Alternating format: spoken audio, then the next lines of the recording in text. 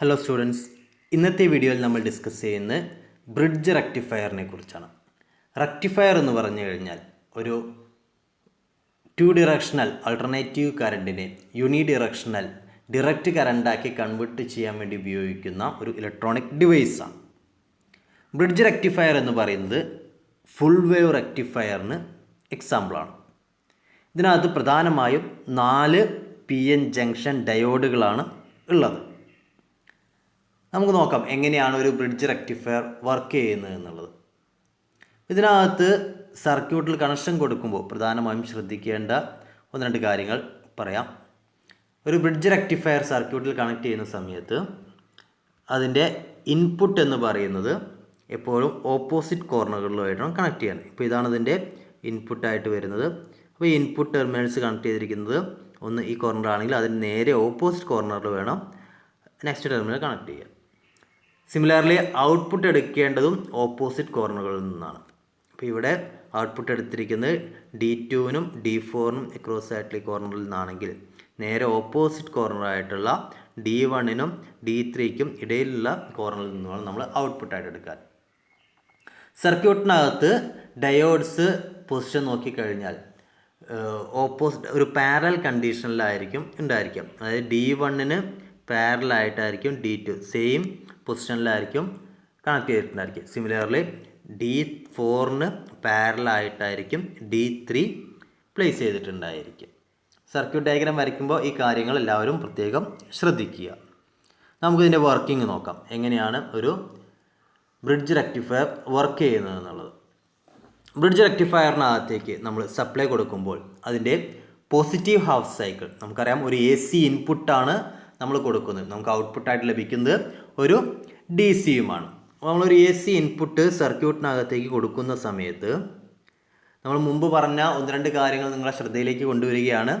ഒരു PN junction ഡയോഡിൻ്റെ കേസിനകത്ത് ഇതാണ് നമ്മളുടെ ഡയോഡിൻ്റെ സിമ്പൽ എന്ന് പറയുന്നത്.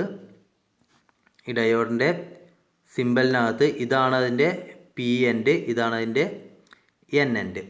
ഒരു P എൻഡിൻ്റെ അകത്ത് അവിടുത്തെ മെജോറിറ്റി ചാർജ് കാരിയേഴ്സ് എന്ന് പറയുന്നത് പോസിറ്റീവ് ചാർജാണ്, അതായത് അവിടുത്തെ ഹോൾസിൻ്റെ പ്രസൻസ് ആണ്. N എൻഡിനകത്തെ മെജോറിറ്റി ചാർജ് കാരിയേഴ്സ് എന്ന് പറയുന്നത് ഇലക്ട്രോൺസ് ആണ്, നെഗറ്റീവ് ചാർജുകളാണ്. എപ്പോഴും സെയിം ചാർജസ് തമ്മിൽ അട്രാക്റ്റ് ചെയ്യാനുള്ള പോസിബിലിറ്റിയും ഓപ്പോസിറ്റ് ചാർജുകളാണെങ്കിൽ റിപ്പൽ ചെയ്യാനുള്ള പോസിബിലിറ്റിയുമായിരിക്കും ഉണ്ടായിരിക്കുക. നമ്മൾ കഴിഞ്ഞ വീഡിയോസിലൊക്കെ ഡിസ്കസ് ചെയ്തിരുന്നു.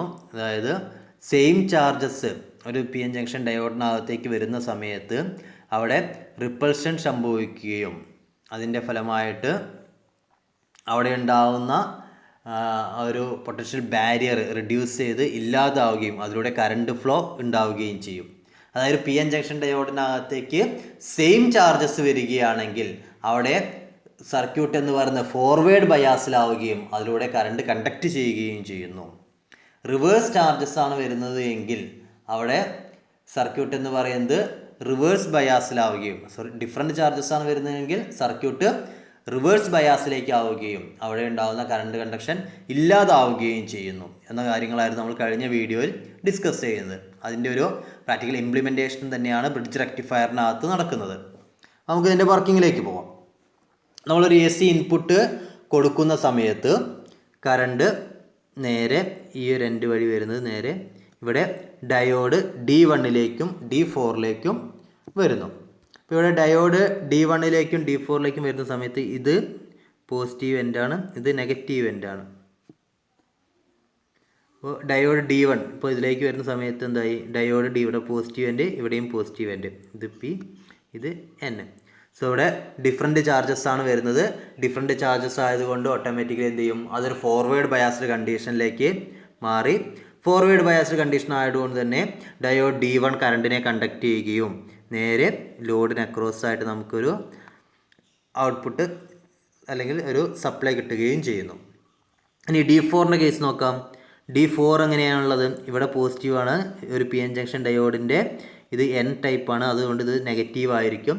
സോ ഇവിടെ റിവേഴ്സ് ചാർജിലാണ് വരുന്നത്, അല്ല ഓപ്പോസിറ്റ് ചാർജസ് ആണ് വരുന്നത്. ഓപ്പോസിറ്റ് ചാർജസ് വരുന്ന സമയത്ത് ഇതെന്തായി, പരസ്പരം അട്രാക്റ്റ് ചെയ്യും. അതുകൊണ്ട് തന്നെ ഇതൊരു റിവേഴ്സ് ബയാസ്ഡ് കണ്ടീഷനിലേക്ക് മാറും. സോ ഡയോഡ് D4 എന്ന് പറയുന്നത് എന്ത് ചെയ്യില്ല, സർക്യൂട്ടിനകത്ത് കറണ്ടിനെ കണ്ടക്ട് ചെയ്യില്ല. ഇനി നമുക്കിവിടെ നെഗറ്റീവ് ടെർമിനലിൻ്റെ കേസ് നോക്കാം. നെഗറ്റീവ് ടെർമിനലിൻ്റെ കേസിനകത്ത് എന്താണ് സംഭവിക്കുന്നത്? ഇവിടെ നെഗറ്റീവ് ടെർമിനൽ വഴി നമ്മൾ പവർ സപ്ലൈ കൊടുക്കുന്ന സമയത്ത് നെഗറ്റീവ് ടെർമിനൽ വഴി വരുന്ന കറണ്ട് നേരെ ഇവിടെ വന്നു. ഡയോഡ് D2 ഇവിടെ നെഗറ്റീവ് എൻഡാണ്, ഇവിടെ പോസിറ്റീവ് എൻഡാണ്. സോ ഓട്ടോമാറ്റിക്കലി എന്തായി, ഈ ഒരു ഡയോഡ് ഇവിടെ ഫോർവേഡ് ബയാസ്ഡ് കണ്ടീഷനിലായി. ഫോർവേഡ് ബയാസ്ഡ് കണ്ടീഷനിലായതുകൊണ്ട് തന്നെ ഈ ഡയോഡ് D2 കറണ്ടിനെ കണ്ടക്ട് ചെയ്ത് നമുക്കിവിടെ ഒരു നെഗറ്റീവ് ഔട്ട്പുട്ട് കിട്ടുന്നു. ദെൻ D3 കേസോ, ഇവിടുന്ന് D3 പോകുമ്പോൾ ഇവിടെ അത് നെഗറ്റീവ് എൻഡും ഇവിടെ പോസിറ്റീവ് എൻഡുമാണ് വരുന്നത്. സോ ഇതിവിടെ റിവേഴ്സ് ബയാസ്ഡ് കണ്ടീഷനിലായിരിക്കും. അതുകൊണ്ട് ഈ ഡയോഡ് D3 ഒരിക്കലും കണ്ടക്ട് ചെയ്യില്ല. സോ നമുക്ക് ഔട്ട്പുട്ട് ആകെ കിട്ടുന്നത് ഡയോഡ് D2 വരുന്ന ഈ എൻഡാണ്. അപ്പോൾ നമുക്ക് ലോഡിന് അക്രോസ് ആയിട്ട് ഒരു പോസിറ്റീവും നെഗറ്റീവും നമുക്ക് ലഭിച്ചു. സോ ഒരു ബ്രിഡ്ജ് റെക്ടിഫയറിൻ്റെ കേസിനകത്ത് positive half cycle diode D1 അതുപോലെ തന്നെ diode D1 D2 forward biased കണ്ടീഷനിലും diode D4 and diode D3 എന്നിവ റിവേഴ്സ് ബയാസ്ഡ് കണ്ടീഷനിലും ആയിരിക്കും. സോ ഫോർവേഡ് ബയാസ്ഡ് കണ്ടീഷനിലുള്ള D1 D2 കറണ്ടിനെ കണ്ടക്ട് ചെയ്യുകയും അതിൻ്റെ ഫലമായിട്ട് നമുക്ക് ലോഡിന് അക്രോസ് ആയിട്ട് ഒരു വോൾട്ടേജ് ലഭിക്കുകയും ചെയ്യുന്നു. സോ നമുക്കിവിടെ ഔട്ട്പുട്ട് ഒരു പോസിറ്റീവ് ഹാഫ് സൈക്കിൾ ഇവിടെ നമുക്ക് ലഭിച്ചു. ഇനി നമുക്ക് സെക്കൻഡ് നെഗറ്റീവ് ഹാഫ് എങ്ങനെയാണെന്ന് നോക്കാം. ഈ ഒരു പോർഷനകത്ത് എന്താണ് സംഭവിക്കുന്നത് നോക്കാം. ഒരു നെഗറ്റീവ് ഇൻപുട്ട് AC-യുടെ ഒരു നെഗറ്റീവ് ഇൻപുട്ട് കൊടുക്കുന്ന സമയത്ത് ഇവിടെ നെഗറ്റീവ് ആവും, ഇവിടെ പോസിറ്റീവ് ആവും. സൈൻ ചേഞ്ച് ആയി കഴിഞ്ഞാൽ നേരെ ഈ നെഗറ്റീവ് എൻ്റെ നേരെ ഇതിലൂടെ വരും. ഡയോഡ് D1 എന്ന് പറയുന്നത് എന്തായി, ഇവിടെ പോസിറ്റീവാണ്, ഇവിടെ നെഗറ്റീവാണ്. ഇത് റിവേഴ്സ് ബയാസ്ഡ് കണ്ടീഷനിൽ ആണുള്ളത്. സോ ഇവിടെ D4 കേസ് നോക്കൂ, ഇവിടെ നെഗറ്റീവും ഈ എൻഡും നേരെ നെഗറ്റീവാണ് വരുന്നത്. സോ ഇതൊരു ഫോർവേഡ് ബയാസ്ഡ് കണ്ടീഷനായി. ഫോർവേഡ് ബയാസ്ഡ് കണ്ടീഷൻ ആയതുകൊണ്ട് തന്നെ ഈ ഡയോഡ് ഇതിനെ കണ്ടക്ട് ചെയ്യും, നേരെ വരും. എന്നിട്ട് ഈ ഒരു എൻഡ് വഴി നേരെ നമുക്ക് ഔട്ട്പുട്ട് ഇവിടേക്ക് ലഭിക്കും. അപ്പോൾ ഇവിടെ നെഗറ്റീവ്. ഇനി പോസിറ്റീവ് എൻഡ് നോക്കിക്കഴിഞ്ഞാൽ നേരെ ഇതുവഴി പോകുന്നു. ഇവിടെ ഇതുവഴി പോയി കഴിഞ്ഞാൽ ഡയോഡ് D3 എന്താണ്, ഇവിടെ പോസിറ്റീവാണ്. ഇവിടെ പോസിറ്റീവ് ആയതുകൊണ്ട് തന്നെ ഡയോഡ് D3 എന്ന് പറയുന്ന ഫോർവേഡ് ബയാസ്ഡ് കണ്ടീഷനിലായി. അപ്പോൾ ഇതുവഴി കറണ്ട് കണ്ടക്ട് ചെയ്യും, നേരെ നമുക്ക് ഇവിടെ ഒരു പോസിറ്റീവ് എൻഡ് ലഭിക്കുന്നു. ഡയോഡ് D2 കേസ് നോക്കിയേ, ഇവിടെ ഇത് റിവേഴ്സ് ബയാസ്ഡ് കണ്ടീഷനിലാണുള്ളത്. അതുകൊണ്ട് ഒരിക്കലും ഡയോഡ് D2 കണ്ടക്ട് ചെയ്യില്ല, നമുക്ക് അതുവഴി ഔട്ട്പുട്ട് കിട്ടില്ല. അപ്പോൾ നമ്മളൊരു ഒരു AC ഇൻപുട്ടിൻ്റെ പോസിറ്റീവ് ഹാഫ് സൈക്കിളിനകത്തും നെഗറ്റീവ് ഹാഫ് സൈക്കിളിനകത്തും നമുക്ക് കിട്ടിയിരിക്കുന്നത് എന്തായിരുന്നു, ലോഡിന് അക്രോസ് ആയിട്ട് കിട്ടുന്ന ഔട്ട്പുട്ട് എപ്പോഴും സെയിം ആണ്, മാറ്റം വന്നിട്ടില്ല. നോക്കിയേ, ലോഡിന് അക്രോസ് ആയിട്ട് ഇവിടെ തന്നെയാണ് പോസിറ്റീവ് വന്നത്, ഇവിടെ തന്നെയാണ് നമുക്ക് നെഗറ്റീവ് വന്നത്. അതായത് എന്തില്ല, അവിടെ ഡിറക്ഷൻ ചേഞ്ച് ആയിട്ടില്ല. നമുക്ക് രണ്ട് കേസിലും ഔട്ട്പുട്ട് ലഭിക്കുന്നുണ്ട്, പക്ഷെ അവിടെ എന്തെന്നില്ല, ഡിറക്ഷനകത്തൊരു ചേഞ്ച് സംഭവിച്ചിട്ടില്ല. അപ്പോൾ നമുക്ക് എഗെയിൻ എന്തായി, പോസിറ്റീവ് ഹാഫ് സൈക്കിളിൻ്റെ കേസിനകത്ത് നമുക്ക് ഇങ്ങനെ ഒരു DC ഔട്ട്പുട്ട് കിട്ടി. എഗെയിൻ നെഗറ്റീവ് ഹാഫ് സൈക്കിളിനകത്ത് വന്നപ്പോൾ നമുക്ക് എന്താണ് കിട്ടിയ ഔട്ട്പുട്ട് എന്ന് പറയുന്നത് സെയിം ഡിറക്ഷൻ തന്നെയാണ്. ഇവിടെ പോസിറ്റീവ് നെഗറ്റീവ് സൈൻ ചേഞ്ച്, ഔട്ട്പുട്ടിനകത്ത് എന്ത് ചെയ്യില്ല, സൈൻ ചേഞ്ച് വന്നിട്ടില്ല. ഇൻപുട്ടിനകത്ത് നമ്മൾ സൈൻ ചേഞ്ച് വരുത്തിയാൽ പോലും ഔട്ട്പുട്ടിനകത്ത് എന്ത് ചെയ്യില്ല, സൈൻ ചേഞ്ച് വന്നില്ല. നമുക്ക് എഗെയിൻ ഒരു പോസിറ്റീവ് ഹാഫ് സൈക്കിൾ കൂടി നമുക്കിവിടെ ലഭിച്ചു. സോ ഇങ്ങനെയാണ് ഒരു ബ്രിഡ്ജ് റെക്ടിഫയർ. ദെൻ എഗെയിൻ ഈ പ്രോസസ്സ് റിപ്പീറ്റ് ചെയ്യുന്നു എന്ന് പറഞ്ഞാൽ വീണ്ടും എന്താണ്, ഒരു പോസിറ്റീവ് ഹാഫ് സൈക്കിളാണ് വരുന്നത്. അപ്പോൾ ഇവിടെ പോസിറ്റീവും ഇവിടെ നെഗറ്റീവും വരും. D1 അതുപോലെ തന്നെ D2 എന്തായി ഫോർവേഡ് ബയാസ്ഡാവും, D4 അതുപോലെ തന്നെ D3 റിവേഴ്സ് ബയാസ്ഡ് കണ്ടീഷനിലാവും. എഗെയിൻ നമ്മൾ നേരത്തെ പറഞ്ഞ പോലെ തന്നെ കറണ്ടിനെ കണ്ടക്ട് ചെയ്യുന്നു, നമുക്ക് ഔട്ട്പുട്ട് ലഭിക്കുന്നു. അപ്പോൾ നമ്മൾ ഫോർവേഡ് ബയാസിനകത്ത് എപ്പോഴും ഒരു കേസിനകത്ത് D1 D2 ഫോർവേഡ് ബയാസ്ഡ് ആകുമ്പോൾ അവിടെ D4 D3 റിവേഴ്സ് ബയാസ്ഡ് കണ്ടീഷനിലാവും. സൈൻ ചേഞ്ച് ചെയ്യുന്ന സമയത്ത് D3 D4 ഫോർവേഡ് ബയാസ്ഡ് കണ്ടീഷനിലാവുമ്പോൾ diode D1 D2 reverse biased കണ്ടീഷനിലാവുന്നു.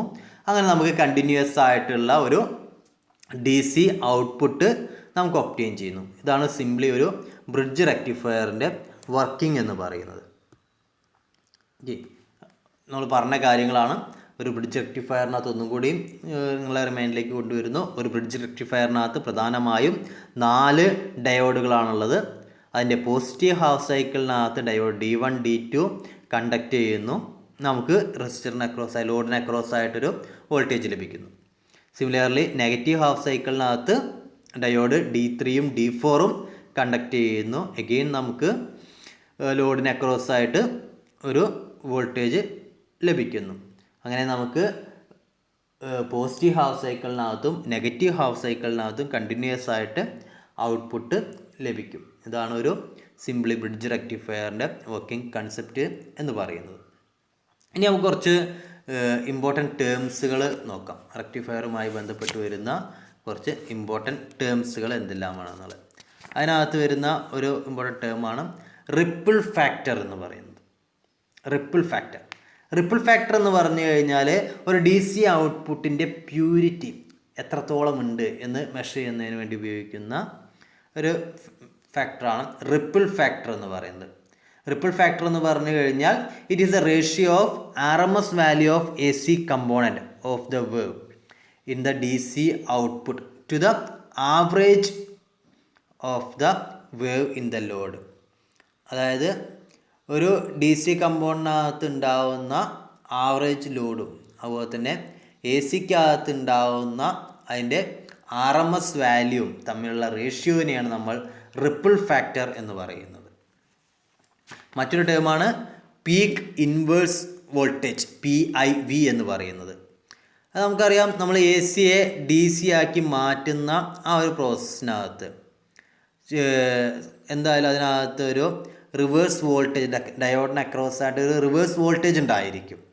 ഈ റിവേഴ്സ് വോൾട്ടേജ് നമ്മൾ മാക്സിമം, അതായത് ആ ഡയോഡിനകത്ത് എത്ര മാക്സിമം റിവേഴ്സ് വോൾട്ടേജിനെ വിത്ത്സ്റ്റാൻഡ് ചെയ്യാൻ പറ്റുന്നോ ആ ഒരു വോൾട്ടേജിനെയാണ് നമ്മൾ അതിൻ്റെ പീക്ക് ഇൻവേഴ്സ് വോൾട്ടേജ് എന്ന് പറയുന്നത്.